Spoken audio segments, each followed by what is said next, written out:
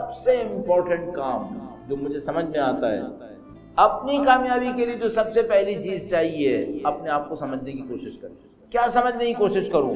میرے اندر ویکنیسز کیا ہیں، میری کمزوریاں کیا ہیں؟ کیا یہ ہو سکتا ہے کہ اس دنیا کے سارے کمالات میرے اندر آ گئے ہوں؟ ایک آدمی آ جائے تو بڑی بات ہے، سارے تو کہاں آئیں گے؟ تو میں سب سے پہلا کام یہ کروں کہ اپنی ویکنیسز کو پکڑنے کی کوشش کروں۔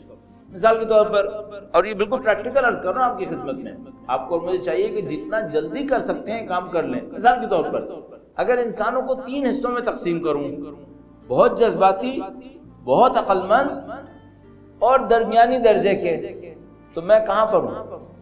اچھا، ہر آدمی کہے گا میں وہ درمیان والا ہوں۔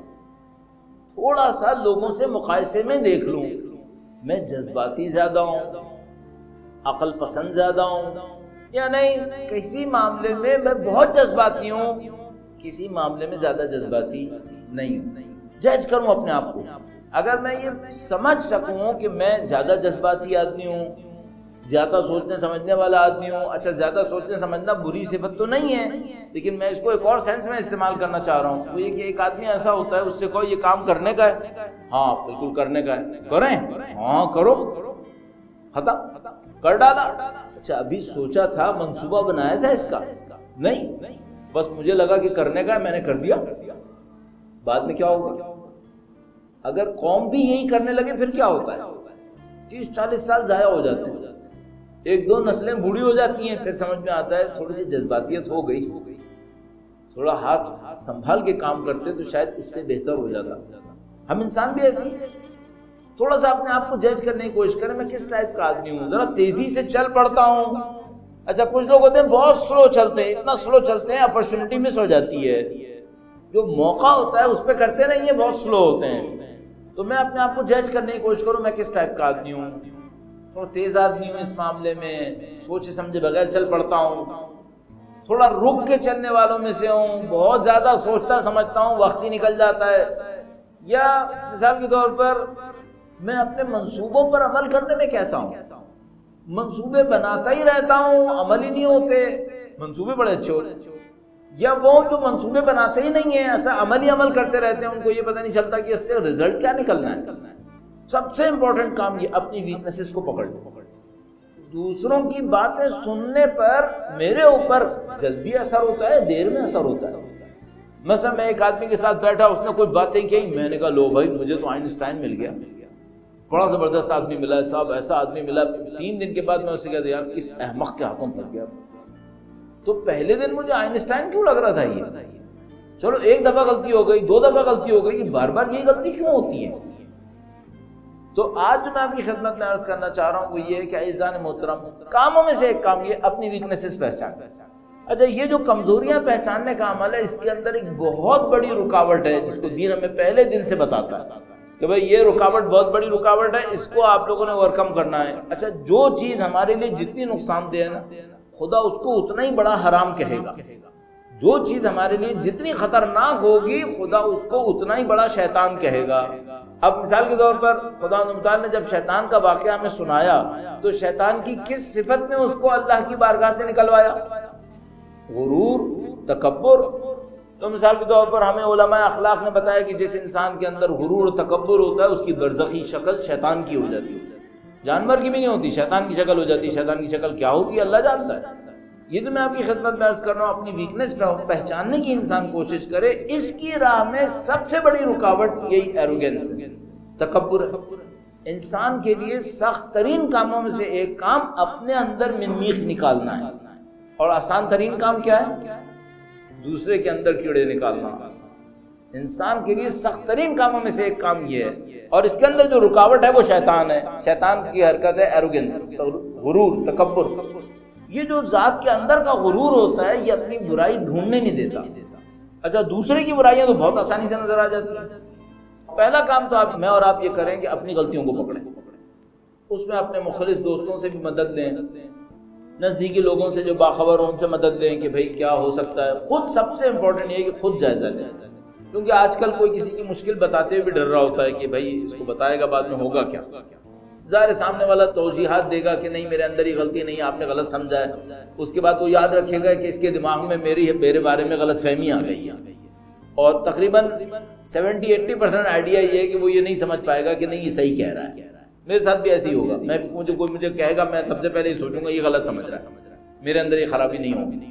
تو پہلا کام تو یہ کر لیں۔ دوسرا کام یہ کر لیں کہ اب اس خرابی کے اوپر تھوڑا محنت کریں۔ اچھا یہ خرابی ایک نہیں ہوگی، اگر ہم اتنے خوش قسمت ہوتے کہ ہم میں ایک خرابی ہوتی، 1-2 خرابیاں تو ویسے ہی چھپ جاتی ہیں۔ خدا تعالیٰ فرماتا ہے ان الحسنات یذہبن السیئات، نیکیاں برائیوں کو ختم کر دیتی۔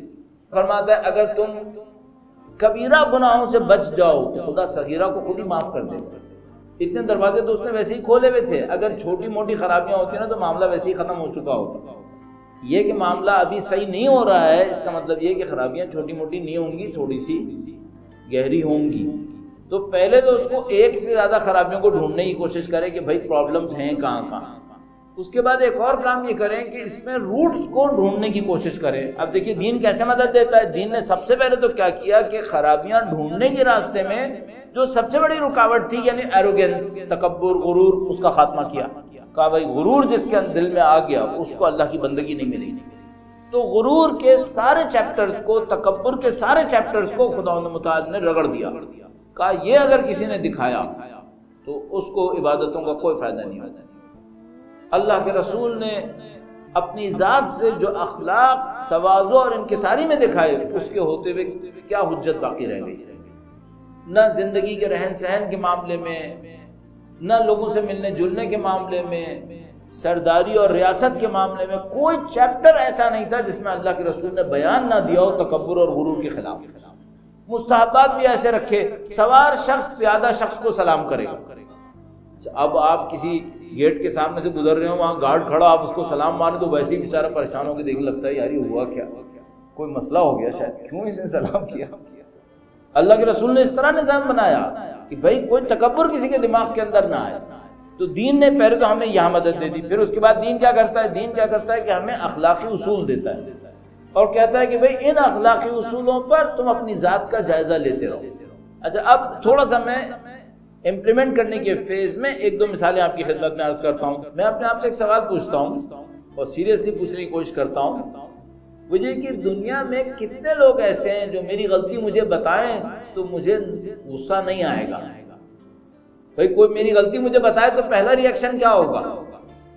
غصہ آئے گا، کیونکہ میری انانیت پہ ضرب لگے گی، میری خود پسندی کے اوپر ایک ضرب لگے گی تو پہلے تو مجھے غصہ آئے گا۔ اچھا دنیا میں کتنے لوگ ایسے ہیں جو میری غلطی مجھے بتائیں تو مجھے غصہ نہیں آئے گا؟ جتنی یہ تعداد کم ہے میری مصیبت زیادہ ہے، جتنی یہ تعداد کم ہے میری مصیبت بڑھ گئی۔ کیوں؟ میری اصلاح کا چانس کم ہو گیا۔ دنیا میں کوئی ہے ہی نہیں جو مجھے بتائے کہ میری غلطی کیا ہے، میں نے کسی کو چھوڑا ہی نہیں۔ جو مجھے بتائے گا میں ناراض ہوں گا، جو مجھے بتائے گا میں اس کا انکار کروں گا، معاملہ ہی ختم ہو گیا۔ اچھا کسی سے یہ کہہ کے لڑوں گا یہ مجھے بتا رہا ہے، اس نے اپنی شکل دیکھی آئینے میں، 25 عیب تو مجھے بتائیں اس کے۔ ایک اور مجھے بتائے گا کہ ابے وہ جاہل آیا مجھے کچھ سکھانے کے لیے، کسی کو جاہل بولوں گا، کسی کو فقیر بولوں گا، کسی کو کچھ بولوں گا۔ اصول کیا ہے؟ سننی نہیں ہے، سننی نہیں ہے۔ ارے بھائی جب تم سنو گے ہی نہیں، جب میں سنوں گا ہی نہیں تو میری اصلاح کیسے ہوگی؟